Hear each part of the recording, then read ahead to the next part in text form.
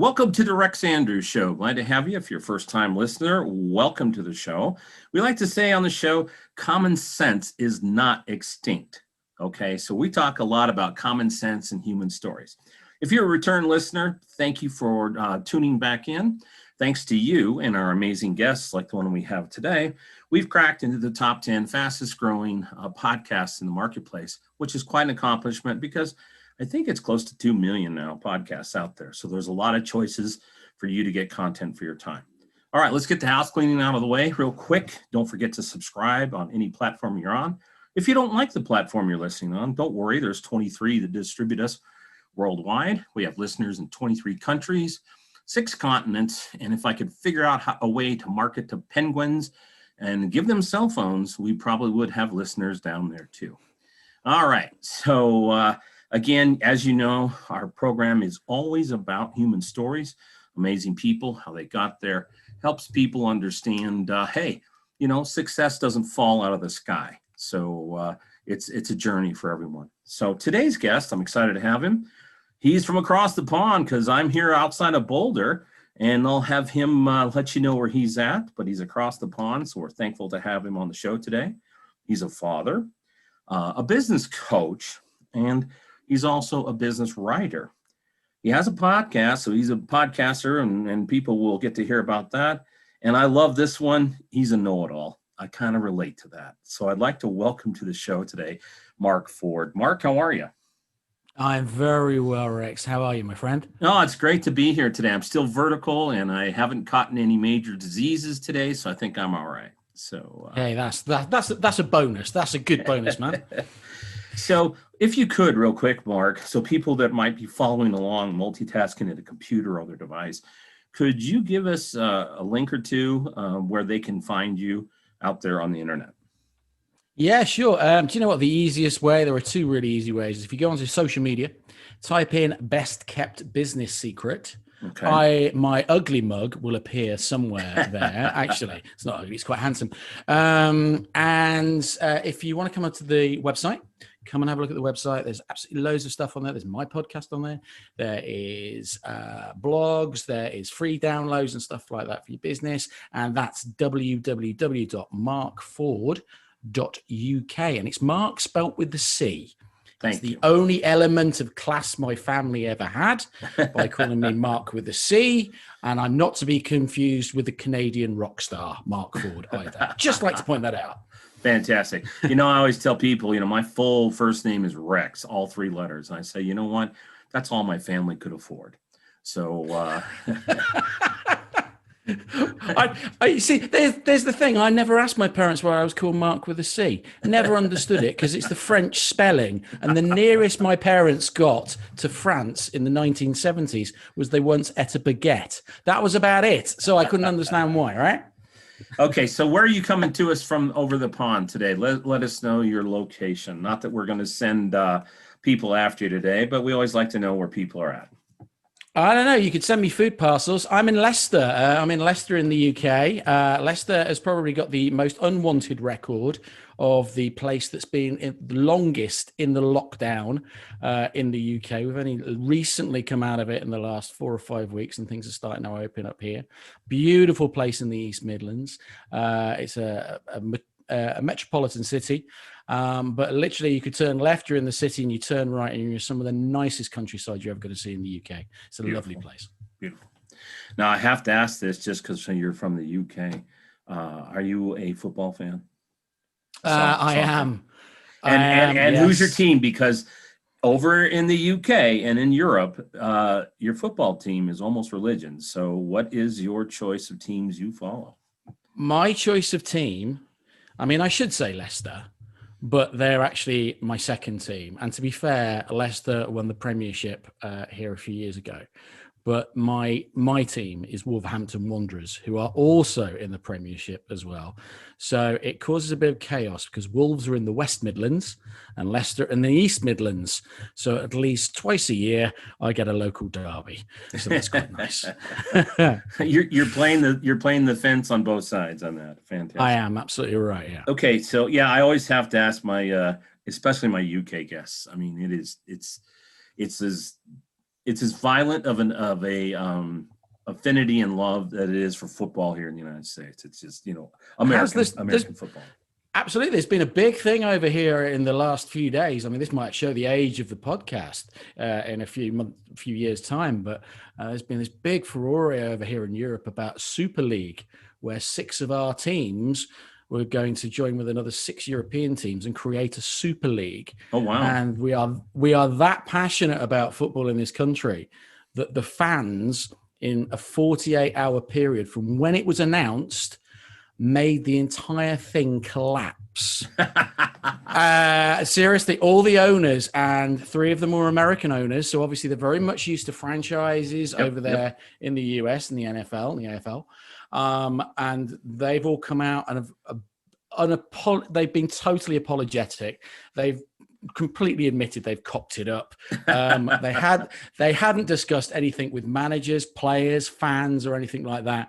They just came out on Sunday, announced this Super League, and just the sheer passion and protesting that went on, even during a pandemic, basically made this Super League collapse. That's fine.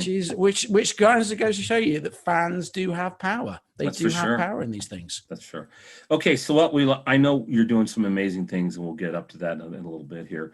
But we'd like to understand how you got there. So we always go back in time.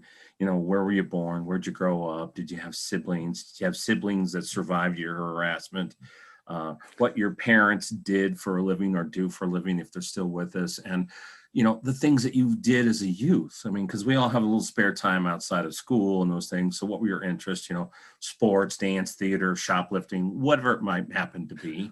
So that, and then we'll hopscotch up to where you are today, because I know you're doing some amazing things for helping small business owners, and especially you've got some things about the secrets, and we'll talk about that. So. In your podcast. So where did this all begin? Where were you born? I was born in the West Midlands in 1974. That makes me sound incredibly old, doesn't it? Yeah.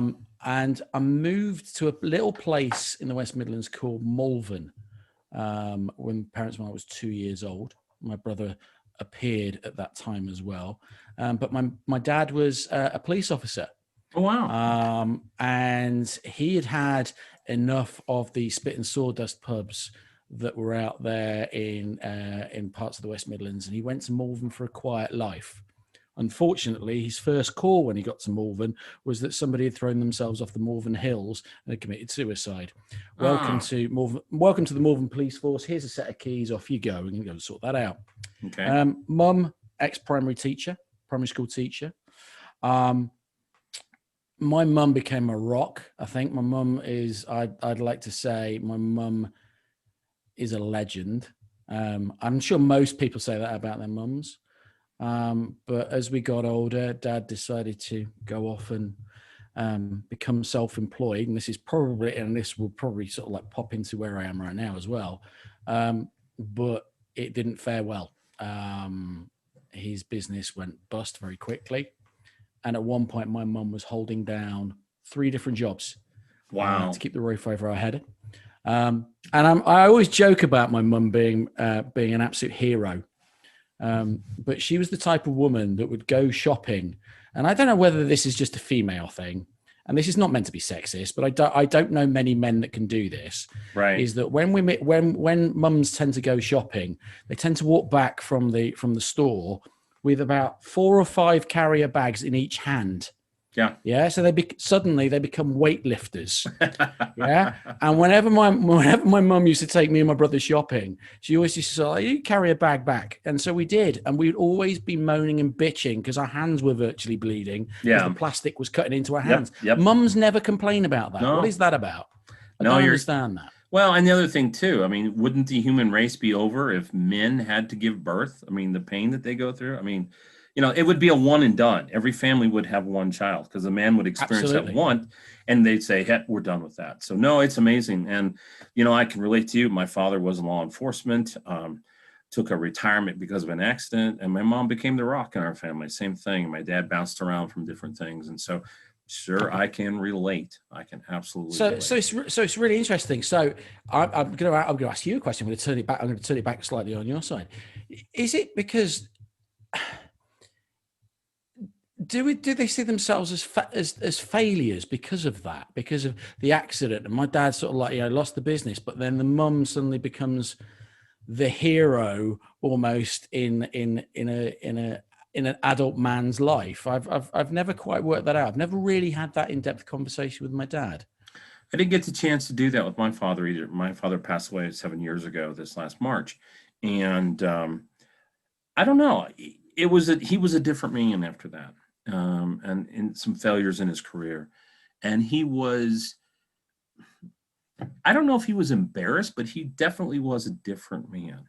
And my mom, like yours, she carried the load. She did everything, and she worked 5 days a week and came home and cooked meals and cleaned house and, super trooper. There are 4 kids in my family, so I don't know. And unfortunately, I didn't get a chance to ask my dad about that. But that's a keen observation because I don't know.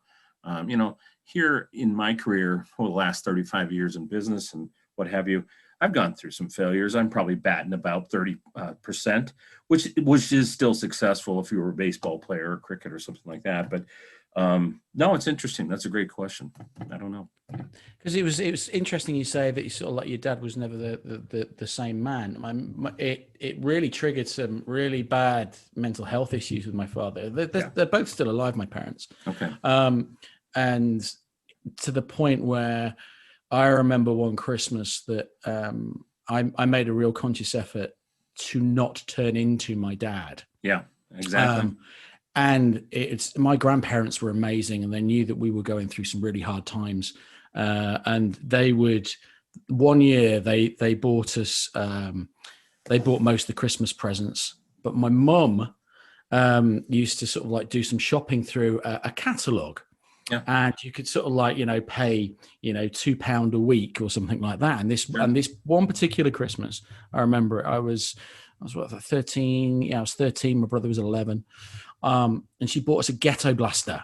Mm-hmm. Oh, that was like the most amazing thing. Twin cassettes. You got the radio on there. You could just pump out the volume and stuff like that. I got a blue one. My brother got a black one. So that's pretty cool. So we got different color ones.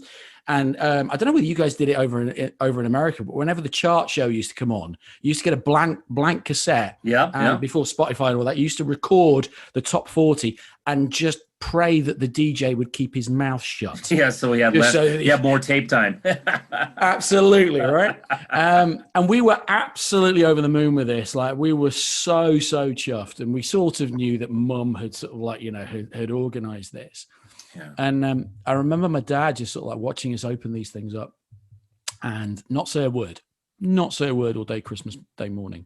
And we opened these presents, and he just got up and went and sat in the shed until New Year's Eve.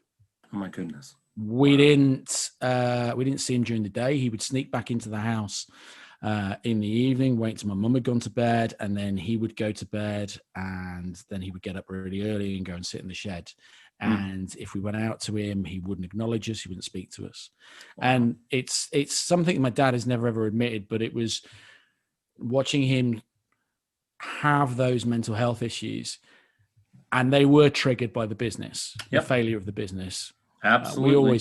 We worked that out. And it was that day that I didn't want to be him, if that makes sense. Yep. And so that's probably one of my first lessons in business was, if like you said, you say you're batting at 30%. Well, there's a lot of people batting out there for a lot worse, but it's one of those things is that you talk to people about it. You try and make sense of it. You try and learn from those issues. And unfortunately, I don't think my dad never came back from that. I think he was a very different man after that. And it was the only attempt that he ever made at the self-employed lifestyle, really.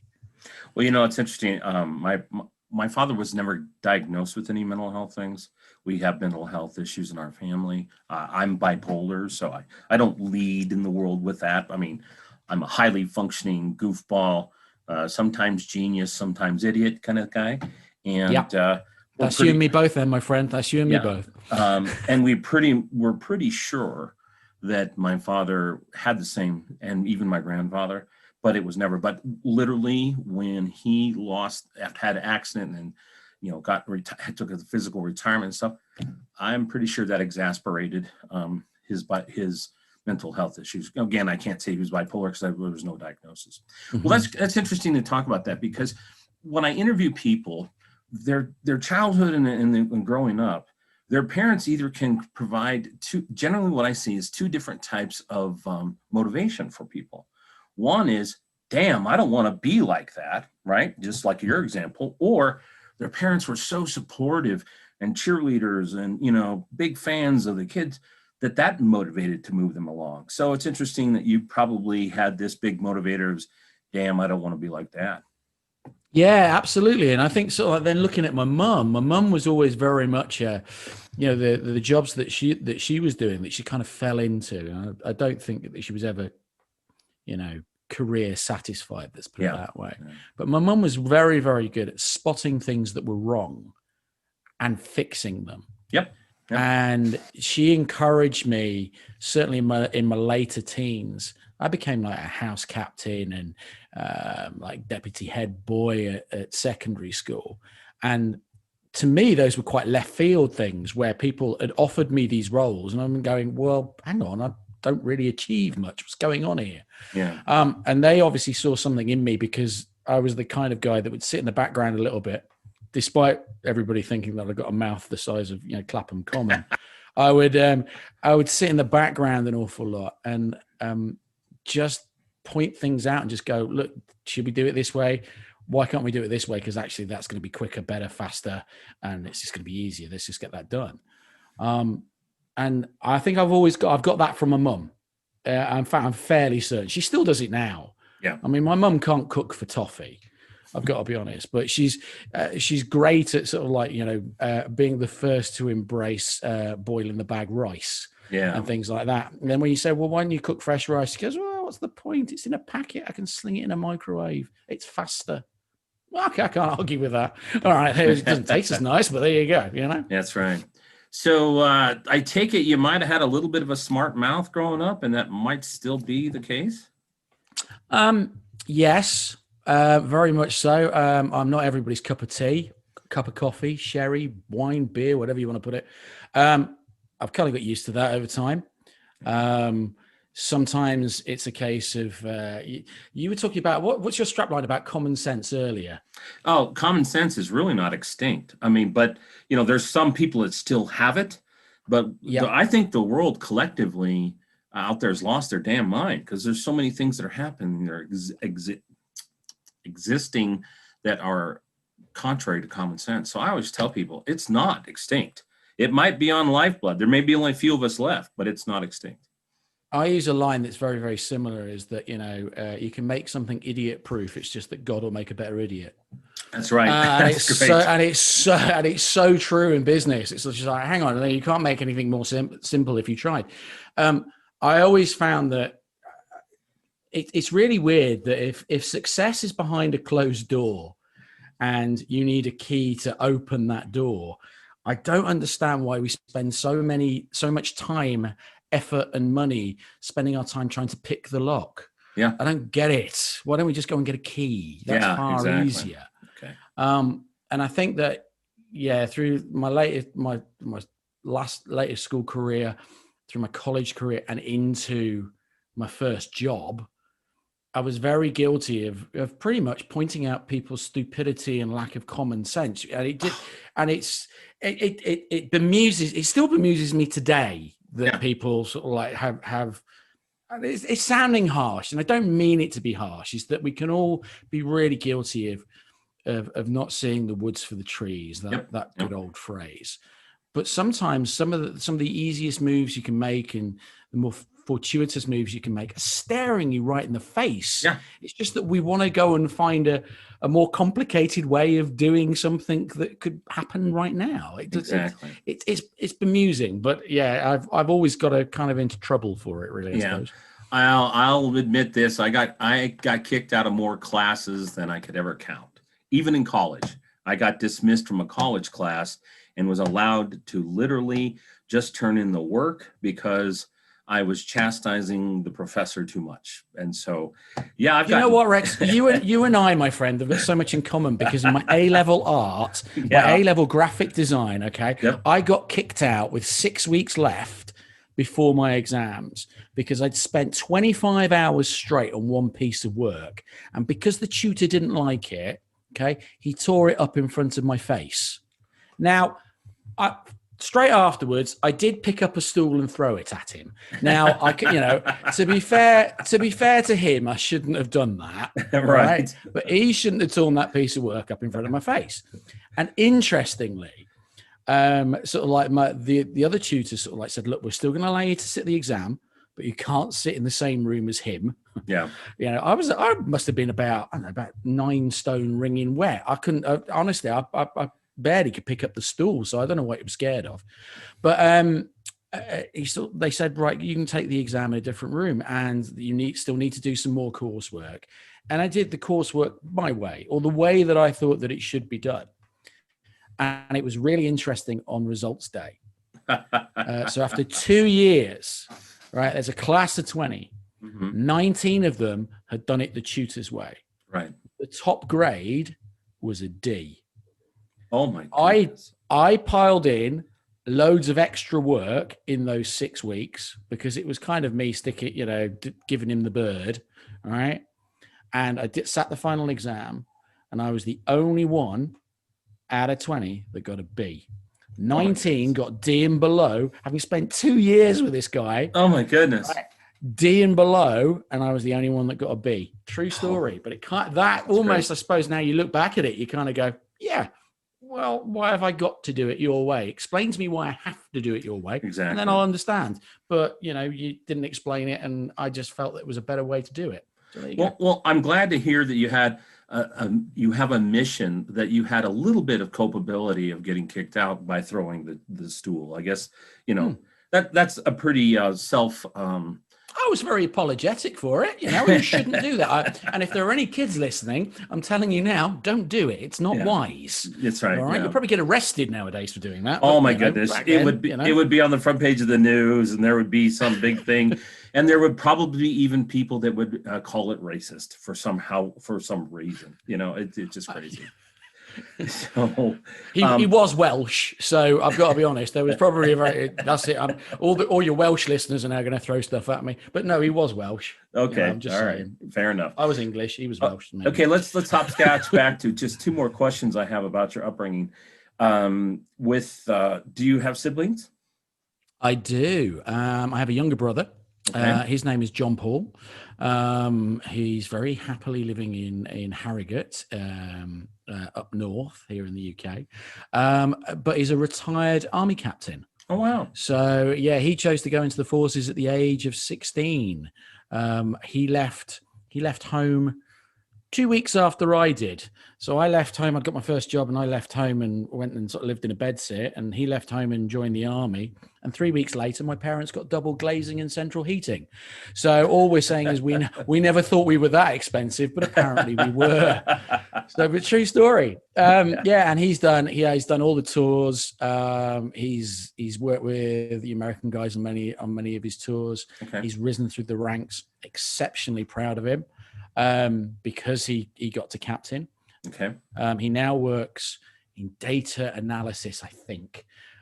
He's always been shady about what he does, but data analysis for an insurance firm. So it's a completely left field thing that he's done left right brain. Now. Yep. And it's really weird because it brings into question what people are proud of and different perspectives. Mm-hmm. So just bear with me here a second. Is that it's not very often that me and my brother have a heart-to-heart, right? And it was some years ago that we had a bit of a heart-to-heart. I can't even remember what it was about, but it was probably over several pints of beer. So and we were probably very drunk, but I turned around to him and told him that I was incredibly proud of him. As an older brother, but obviously what he'd achieved in his life. And my parents are very, very proud of him. Very much like, he's almost like the poster boy for our family. And my brother finds that weird. Hmm. And I said, well, why? You're in the British, you've been in the British Army, dude. You've gone from, basically cleaning sick off people's boots right up to making people clean sick off people's boots. Yeah. And he said, well, hang on. He said, you've had 5 careers in the space of my one, and you've been bloody awesome at all 5. Actually, I'm prouder of you. Oh, And that's I great. found that really odd, because it's almost like, it's like he's the poster boy, if that makes sense. Sure. But because I'd done 5 different things, and I'd been at my perspective, I'd been pretty good at all of them, but not as awesome as he is. Yeah. He's the one that's proud of me. And I just find that sometimes that other people's perspectives of what you've achieved or what you haven't achieved in life is often incredibly different to yours, and is worth reminding yourself or even asking other people for, because sometimes it will give you that little bit of a G up, or you'd be pleasantly surprised about what people have got to say about you that you never thought of before, if that makes sense. No, absolutely. What a rich moment. And then you probably both sobered up, and that didn't ever happen again. Yeah, you're right. Yeah, we've never spoken about it since. No, you're absolutely right now. Yeah. I got brothers. I have 2 brothers. I understand that completely. So 2 more I'm going to get to. What was your relationship growing up? Were you guys tight? Were you friends, or was it all-star wrestling? I mean, what was the environment with your brother? We played a lot of sport together. Okay. He was very, very sporty, and incredibly smart. Okay. Brain the size of a planet. I was a little bit sporty in the fact that I quite enjoyed playing sport. I came into my element when I was in my late teens for some reason. I was quite a late developer at sports, playing football and cricket. And then, when he joined the army, I think that's probably, we were kind of mates. But then when he joined the army and I went my separate way working, we've had that bit of a distance. But since he's retired, we've started getting back to being mates and things like that. That's great. If that makes sense. Yeah, very much a life cycle that happens. I see that a lot in the people I interview. Okay, so any other traumas that might have impacted your perspective in your past? I mean, you don't have to go off and go crazy if there's something that you don't want to share. But were there any traumas other than watching your dad sort of melt away? Yeah, there's been 1 or 2. I think one of the things is that I'd done the corporate thing, and I was pretty good in the corporate thing, and I was missing my son growing up. So my son was about 5 at the time, and I decided to leave corporate life, start my own business, which was great. And I'd got married, and there's this one moment, and I tell this story because I think in everybody's life you have these sliding doors moments. Yep, absolutely. And that's what I'm looking for, these pivot points. Absolutely. And I was 39, and my sister-in-law was 39, and we were due to hit 40 at roughly the same time. So the following year was going to be a bit of a sort of like a family celebration and stuff like that. I'd been working really, really hard, and we'd seen the family over Christmas, and it was the day after Boxing Day, and I went through the dining room, and our home phone answering machine was flashing, which I found odd because nobody really used the home phone or anything like that. But I then remembered that me and my wife had switched our mobile phones off. Because we didn't want to be disturbed. She'd been working hard up till Christmas. I'd been working hard till Christmas. We just wanted us time, family time. And I pressed play on the answering machine, and it was my wife's dad, sounding very distressed, very upset. Please ring us, please ring us. I just called out to my wife and said, look, your dad's wrong. He sounds really upset. I'm just going to give him a call back now. He picked up the phone and told me that my sister-in-law had dropped down dead. Oh no. It was later found that she'd got a congenital heart defect that nobody had picked up. in any shape or form. She had complained for nearly about 2 years that she was always feeling unwell. We thought that, there was something wrong mentally because she always wanted to go to the doctors.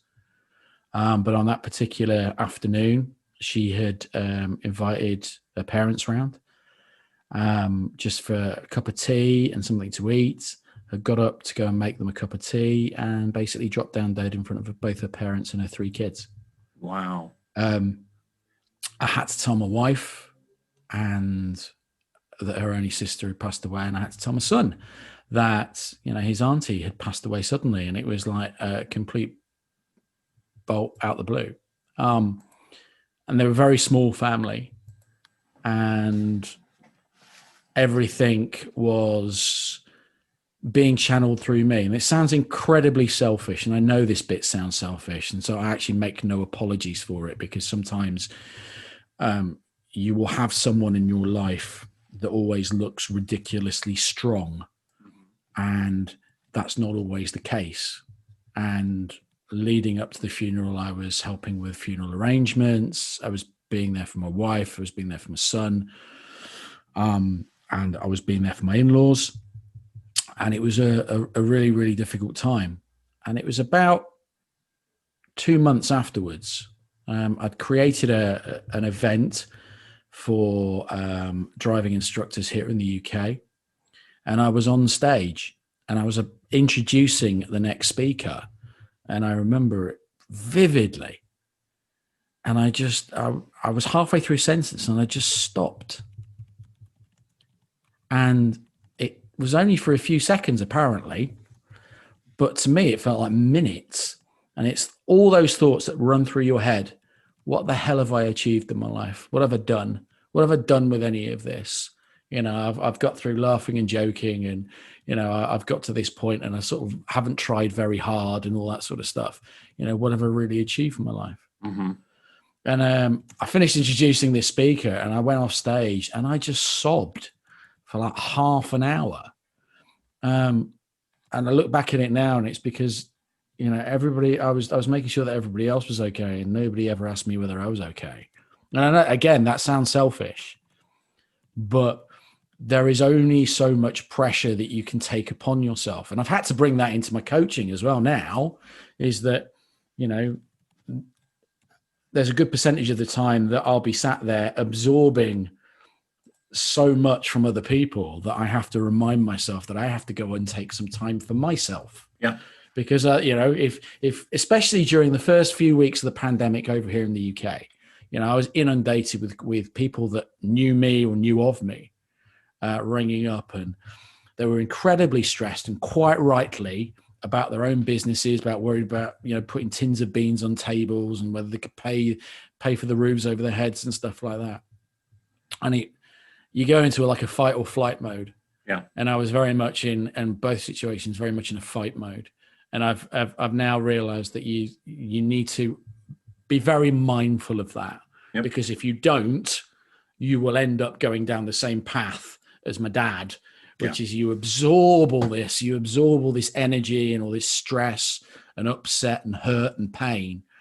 And you take it out on yourself, even though your own life might be incredibly rosy. Yeah, it's not. It doesn't feel like it, and obviously that you just get perpetuating thoughts then. And it spurred me on. I went and did my MBA at the age of 40, which is ridiculous. My parents had never had the ability to send me to university. And I never really minded, to be perfectly honest. Mm-hmm. But it's one of those things that I'd always wanted to do. And Joe's death spurred me on to go and do it. And it actually spurred me on halfway through my MBA to write my first book, which was for driving instructors, believe it or not.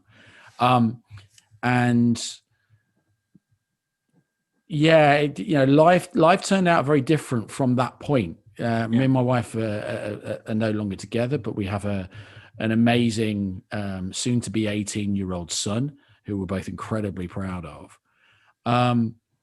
But things like that bring so many different things into perspective. And in an odd way, if it wasn't for that day, that moment where she's no longer with us, I wouldn't be doing what I'm doing now. Yep. And what I enjoy doing now, if that makes sense. And it Sure. was, you have to go through so much pain to get to the other side. We're always looking for a shortcut. And I think sometimes if we actually sort of like spend a little bit of time reflecting on why we are where we are or how we've got to where we are, stand those lessons, especially in coaching. Yeah. I think you can learn more from failure than you can from success. Absolutely. I think Absolutely. it brings both what happened to Joe, my wife, me, and my father, and then looking at my mum as well. It really does bring an extra string to the bow in what I do, because I can recognize the trigger signs. Yeah.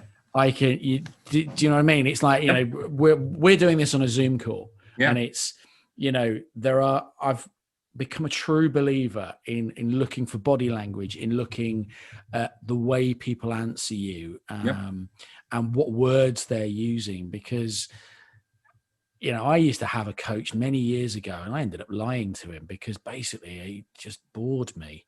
So I did. I don't know. That sounds terrible. He absolutely bored me. Once you've heard the same stories about 32 times, that's enough. Yeah. It didn't motivate me. Didn't motivate me the first time. It's not going to motivate me the second or 32nd. Yeah. And I'm a real stickler for that, in the fact that I have to see people, talk to people either one-to-one or on Zoom or something like this, so that I listen and just pick up on things, because I don't want people going down those same routes that I've gone. Yeah. There's a reason I've had that experience. Yep. Sure. And sometimes it's, the most valuable advice you can get from people, from experts, are the people that don't talk about it. A lot of this that I'm talking about right now, I'm guaranteeing you, most people don't know about me. Yeah. And it's because of these experiences that I can do what I do to the level I do. Right. But it's because I've been through that pain. And it's because I've been through all that experience that I don't want other people to go down that same route, because I know how bad it can be and how badly it hurts. Does that make sense? Absolutely. I would concur with you, and that's a very interesting level of self-awareness. I grew up in tech as far as my professional career. Second job out of college, went right to work for a software company. And in technology, things evolve and change so fast. I mean, it's just crazy.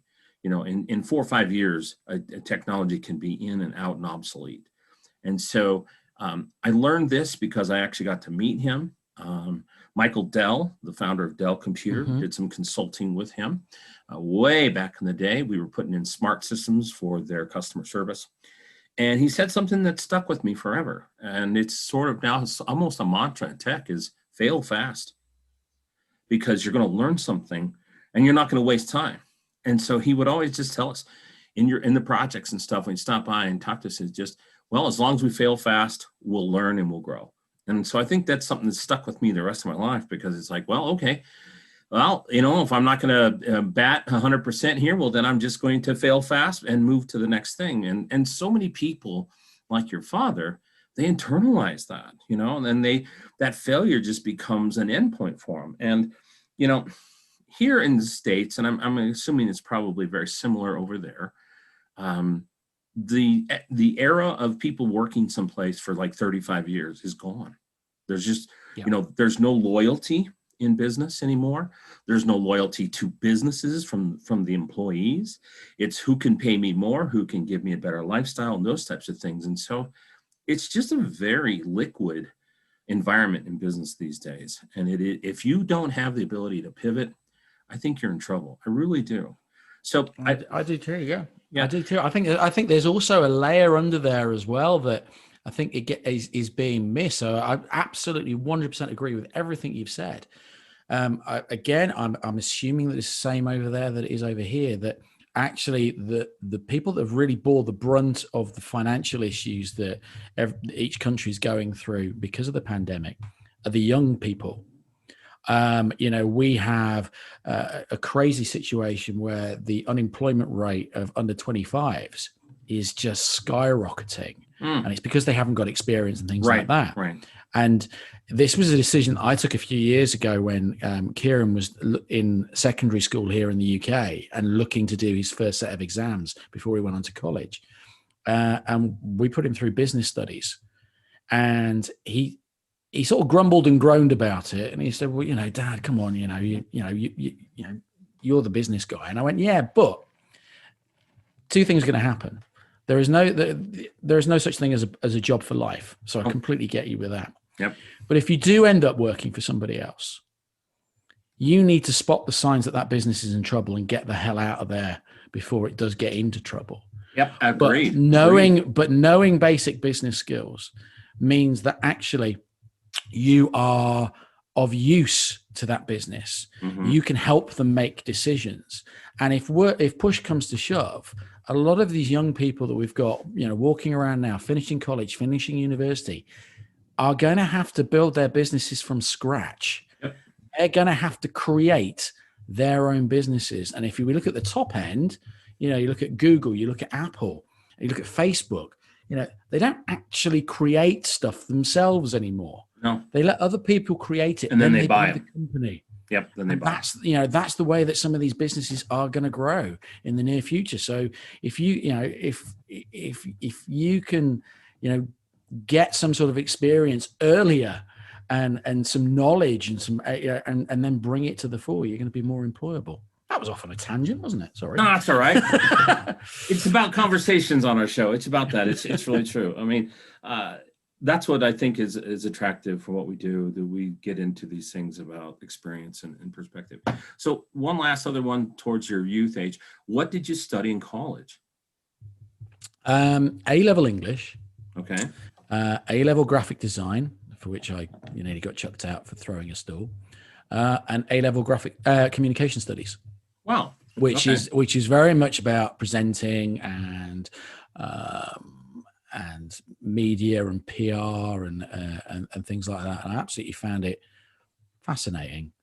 I really did. And I also sort of did part-time sort of amateur dramatics, darling. So there was a lot of me on stage. And in fact, I've only ever had one standing ovation in my life, and I wasn't on stage for it. And that's a true story. So I was the front end of a camel, right? No, okay, I'm going to tell you this, right? So I only ever standing ovation I ever got, and I was never on stage for it.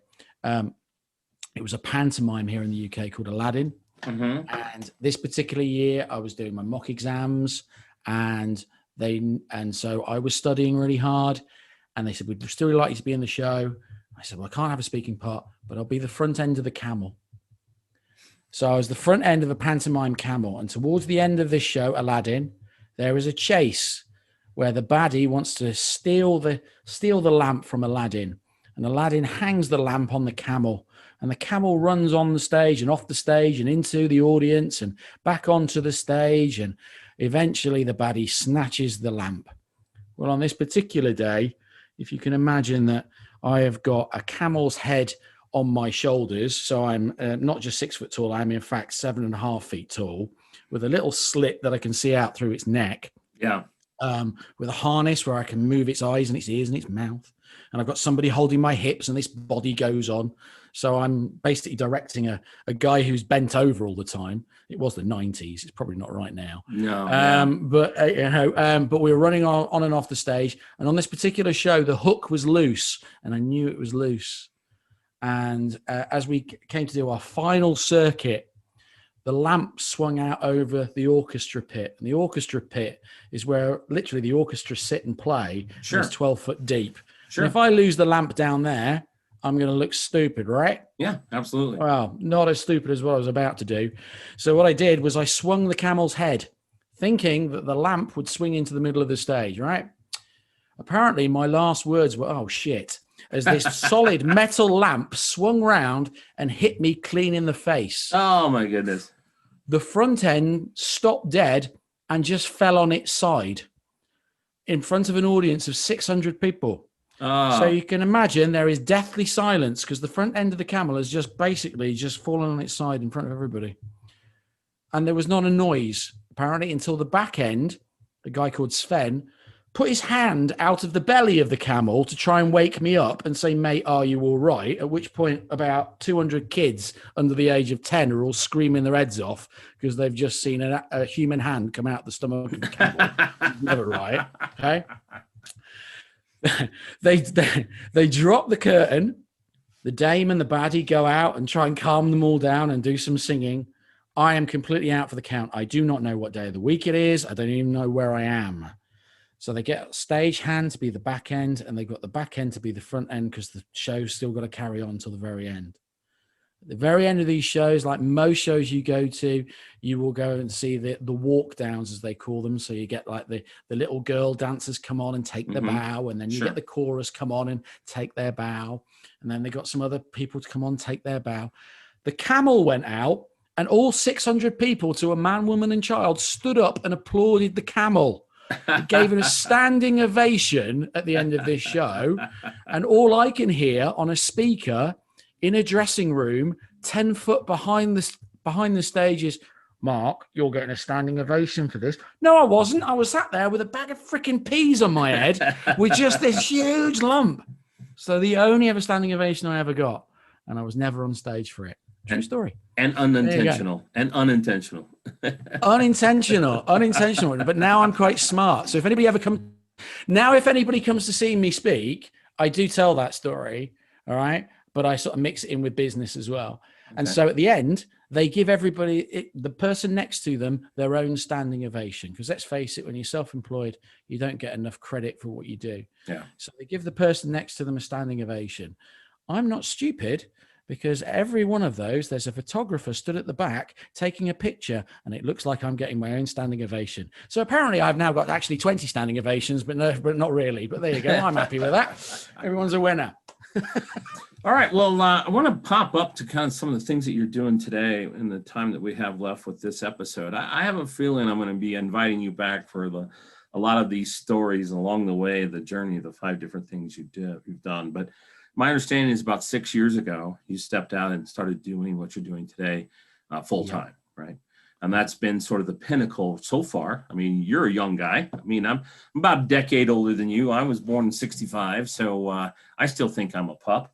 The older you get, those bigger numbers just don't seem that old anymore. I used to think 50 was ancient. Well, no, that's nothing. 60, it's nothing now, is it? Yeah, no. Exactly. It's nothing now. Tell me, about 6 years ago, you started, consulting, helping people with their business. Help me understand what you kind of put together, these 7 secrets. Now, you won't give away all your secret sauce on these things, but, tell me about, the 7 secrets a little bit and what that helps people with, because you say in your promotions and stuff like that, in your bios, that most people don't know these. And so, give us some perspective on that. Yeah, I mean, when I say people don't know them, they probably do. It's just that I go back to what I said earlier, that sometimes that we're so focused on trying to open the door of success that we spend more time trying to pick the lock rather than just trying to find the key. Right. And I think most people in business, when they start running their own business, they've all become accidental business owners, right? Yep. Is that none of us ever sat there at school on careers day and went, yes, miss, I'd like to run my own business. Said no. Nobody ever. Nobody. Okay. Yep. And it's the same with managers. Look, if you're a manager and you're listening to this, look, dude, you're an accidental manager because you were just really good at something and they recognized you were really good at something. So they made you a manager. Then nobody ever asked you whether you could manage people. It's as simple as that. Right. Yeah, so you became sort of like really good at coaching, or you became really good at making something, or you became really good at running, at giving other people PR or whatever, and you just ended up running a business. Mm-hmm. And the strange thing is that there's a line from Doctor Who that I like to use. It's that you guys think is a tacky sci-fi show over there in America. To be fair, most of Britain think it's a tacky sci-fi show over here as well, but it's still going. But there's a particular doctor that regenerates, and he drinks from a cup, and he says, "Doctor, heal thyself." And it's amazing how many business owners can't heal themselves. They try and help other businesses, but they can't fix their own. Yep. And if they were to take more than a day to actually look at their own business, it's the building blocks at the bottom that are normally the problem. Okay. So it could be down to leadership. It could be down to sales. It could be down to marketing. It could be down to your service. It could be down to your products. It could be down to cash flow. It could be down to overheads. Everybody has an opinion. Everybody has a blind spot. And that's why I like coaching, because I would say 90% of people that come to me that say that they've got a problem, or they think they've got a problem with their business, it's normally something else. It's with and them, they probably. and they don't, they've got that blind spot, and they've never looked at it. You know, they're always sort of like looking upwards and not inwards and slightly below them. And if you get the foundations, if you get these 7 secrets right, actually you can scale any business. Okay. It's really easy. But if it's like building a house. If you have not got the foundations in place, a system, something that works for you, because this is why I rally against coaches that use other people's intellectual property and systems. I'm not going to mention them, but perhaps some people have got a clue as to who I rally against. Is that not all foundations on all houses are exactly the same, and therefore all foundations on all businesses are not the same either. Mm-hmm. Right? And a lot of that is down to who is running it, who created the business. If you start looking at a really good example over there in America would be Walmart, because, hey, I did pretty well corporately with Asda over here, which was Asda Walmart. Okay. So Walmart owned the supermarket over here. But if you go back to what, Walton actually created all those years back, and now look at the business now, are they built on the same foundations?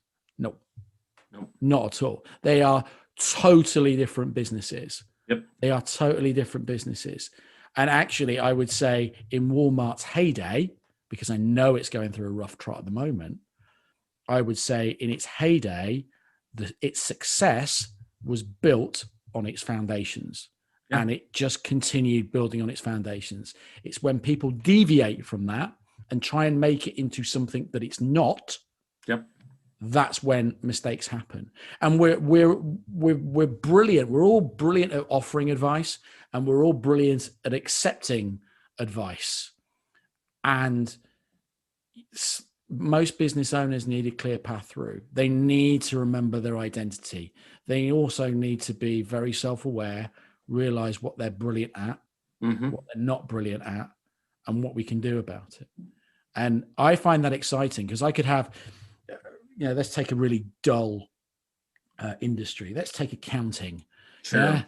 It's quite a rare thing to find 2 accountants with a personality in the same room. Right. But just my own personal experience, ladies and gentlemen.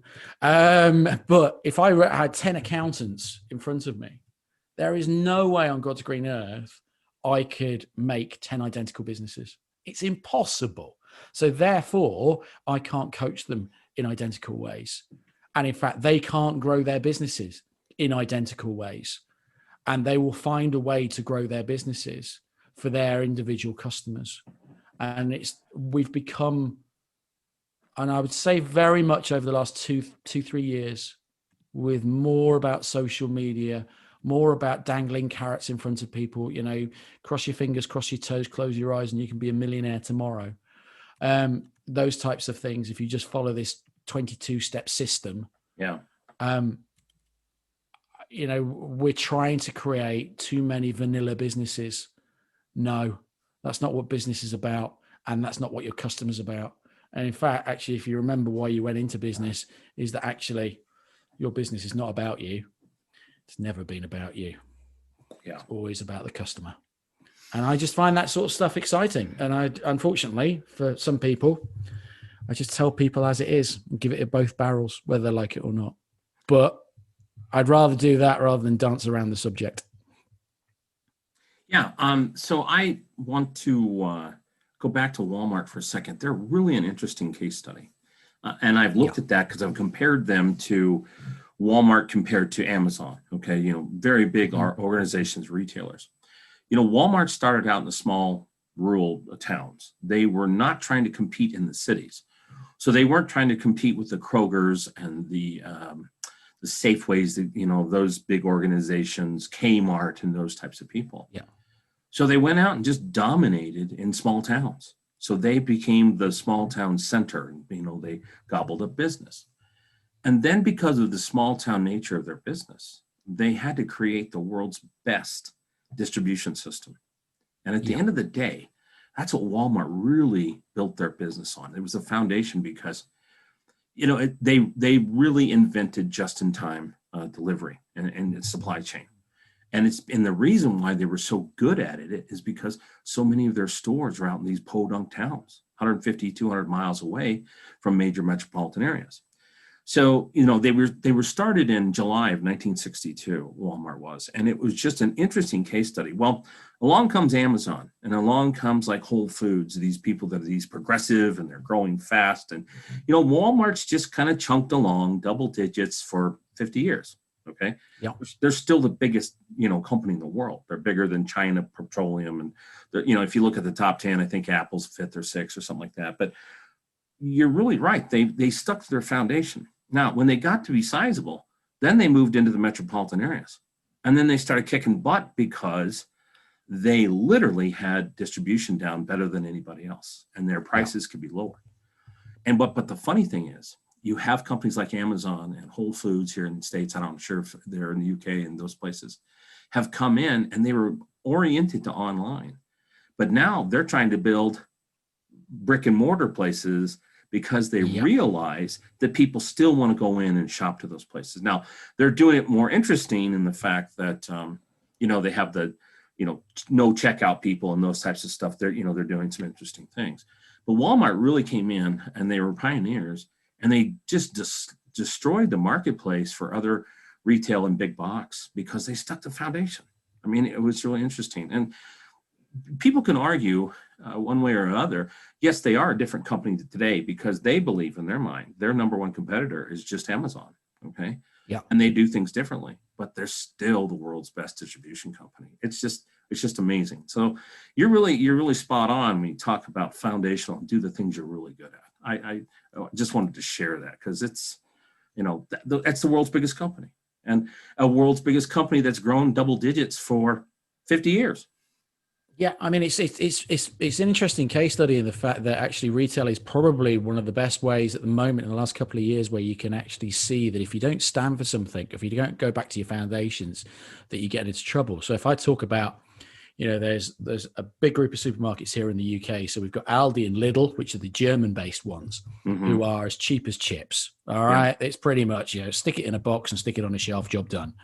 You've then got Asda, Tesco, Morrison's, Sainsbury's in the middle. Then you've got your Marcs and Spencers and your Waitrose at the top end.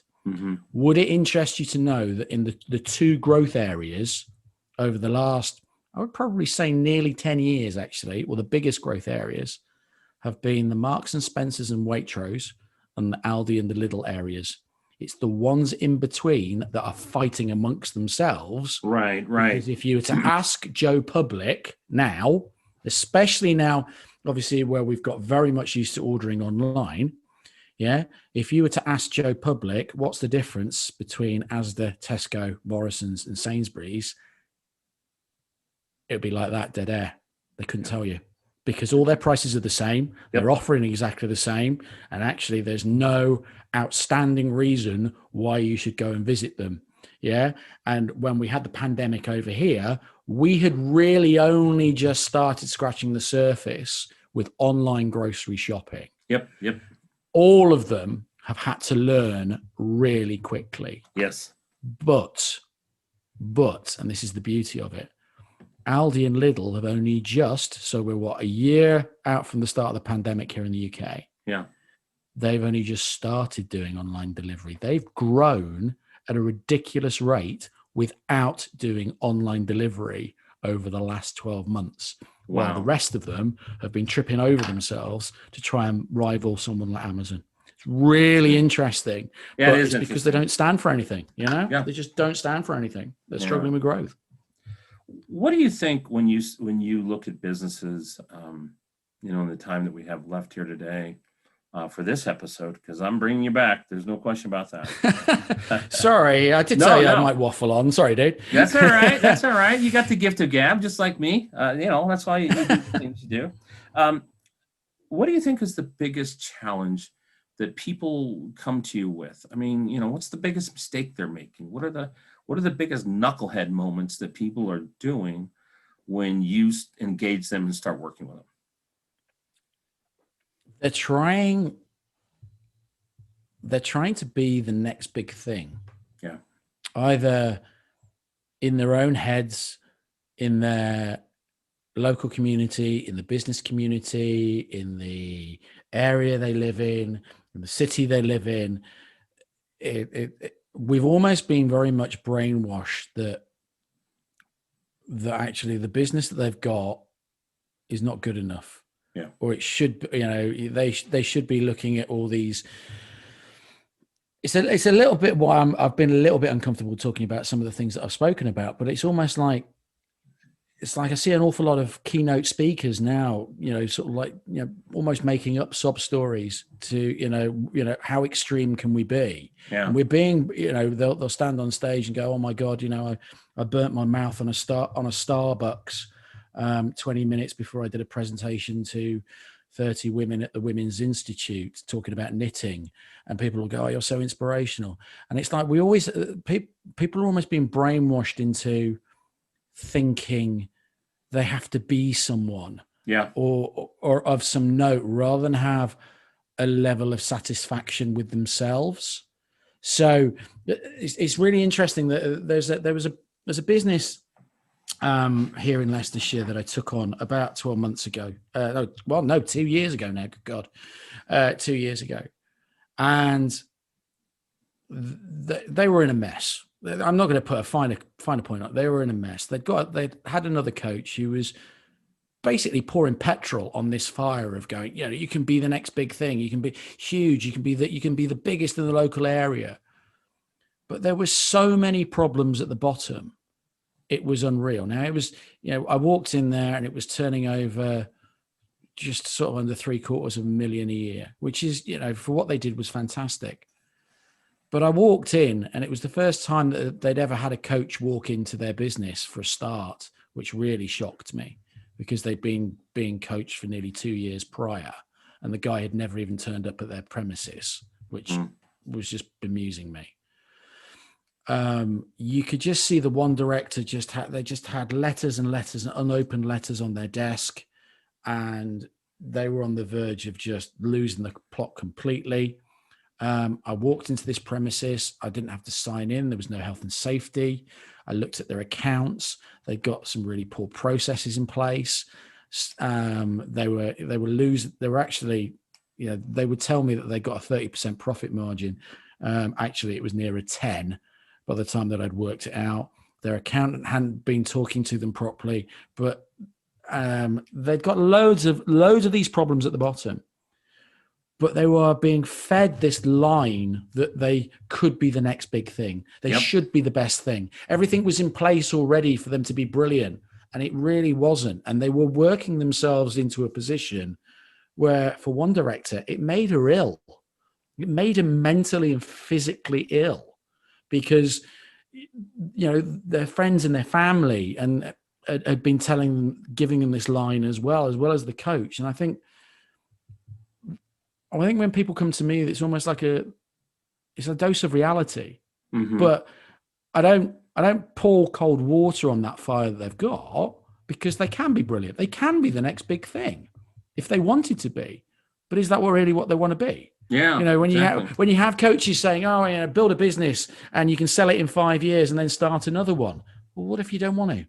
Yeah. What if you're happy just running this business for the next 20 years and then sell it or hand it off to your kids? Well, what's wrong with that? There's nothing wrong with that. If you only want to take £1 million a year, only take £1 million a year. But you haven't got to answer to anybody. Yeah. But as soon as you start getting to that level, you go, oh, well, you should aim for 5. Why? It's a different kind of stress. Yes. It's a different kettle of fish. It's a totally different beast. Decisions start getting taken out of your hands. If you don't like it, don't do it. If you want to go and do it, let's go and do it. Yeah. But, does that make sense? That's probably the biggest thing I think people could really come to me with, is that they've kind of lost the plot and they've lost their way. Yeah, I see that a lot. And I've done enough business consulting and in tech and those types of things where I think we've got this big problem of perception that I call the Amazon envy or Amazon impact. Okay. Amazon went from just a little bookseller online, one of the survivors of the .com era, into, one of the biggest, retailers in the world because of online. And now people look at that and they feel like they've got to compete with that. And Amazon has created these little innovations along the way that now everybody has this expectation that they have to be like that. So if you look at really quick, comparison things, they invented really the comparison. So people who read this book also bought these books. So they do that across their platforms. Okay. The next one was a single click checkout. People thought that. So now people think they have to have that on their sites and those things. Then you look at the Prime, and then the Prime goes into, their subscriptions, and now it's either overnight or the same day. Well, that's put pressure on all kinds of small businesses because they feel like I have to be like that. I have to be able to have all of those little capabilities to compete. When the reality is, it's okay to be successful in your own little niche. You don't have to think and compare yourself to Amazon. You don't have to think that you have to grow something to the next big thing because it's okay. So I think it's really interesting. I'm picking up a vibe from you, Marc, that you've always had a level, based on what I've learned here today, of self-awareness, okay? And you look and take a step back and some self-awareness. And again, I'm just listening, and I could be completely wrong because I am often, I think you bring that into your coaching of self-awareness, okay? It's okay to be you. It's okay to make this amount of money. Because after a while, what are you going to do if you're bringing home £1 million or £5 million? What else are you going to do with that? You got to find places to hide that. Then that's a different stress. And, do you really, really want that? Okay. And it comes to quality. So I think it's an interesting thing. And maybe no one's ever poked you in the eye and told you this, but I like your sense of common sense, but also self-awareness, because it's okay to be you. Thanks, man. I appreciate that. And yeah, it's got me into trouble, especially with the pandemic. It got me into trouble quite early on. It's quite interesting when you sort of like you're looking at the Amazon effect. I see it with individuals that are either coaches or experts in their own, well, deem themselves experts in their own field as well, is that they want those, 10,000, 100,000, million followers on social media. Yeah. And what I found very interesting, and I don't know whether you saw the same on social media in the US, was the amount of inverted commas experts that went missing. Yep. At the start of lockdowns and shutdowns and things like that. And I always, if there's probably one secret or one massive tip, I think I would give anybody listening to this. If anybody is ever thinking about coaching or using an expert in the next 12, 18 months, and they're looking around, go back and look at what they were doing at the start of the pandemic, because I got to the point where I got angry, especially in my niche, in my field.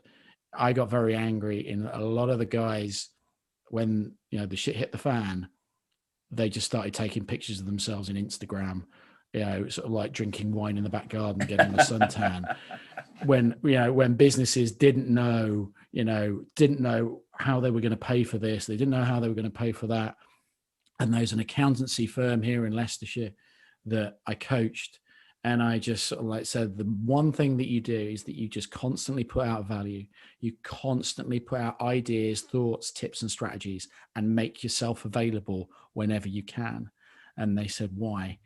I said, because if it's anything like my industry, what will happen is they've all gone missing because they don't know what they're doing. They only know what to do in the good times, in the simple times, the easy times. Yep. And when it's hard, yeah, they say the going gets tough, the tough get going. Well, when the going got tough, most of them buggered off, really, to be perfectly honest. Yeah. And for this accountancy firm, you know, considering this is a pandemic, we've doubled their business just by doing that because they made themselves available and they came up with solutions at the worst time for any business. So if anybody's using experts in the next 12, 18 months, and you're considering using those individuals, go back, go take a look at what they were doing in March last year, in April last year, in May last year.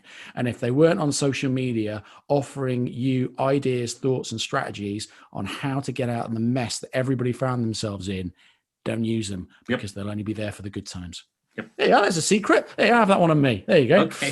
Well, we're definitely going to have you back because there's a lot more to unpack here. And I'm enjoying the conversation. So in just a couple minutes that we have left, real quick, give out your website again. It's www.markford.uk. .uk. Fantastic. Now, the last question. No, just .uk. It's not even .co.uk. It's .uk. Right. .uk. It's Marc with a C. Okay. Yeah. So the last question I throw out to all my guests, because you've been very transparent and helped us understand, how you got to what you are today as a coach. There's a bucket list. Everybody has a list of things they'd love to do before they exit the planet. I've actually met and interviewed episode number 60, the bucket list guy. He's down in Australia. Trav Bell. Great episode. Real quick with that. So that we have a bucket list, things we want to do, but in the universe, there's always an opposite. So there's a list of things you don't want to do. Okay. You just have no interest in doing it. And that list it rhymes with bucket and starts with an F. Okay. But I'm not going to say that. Okay.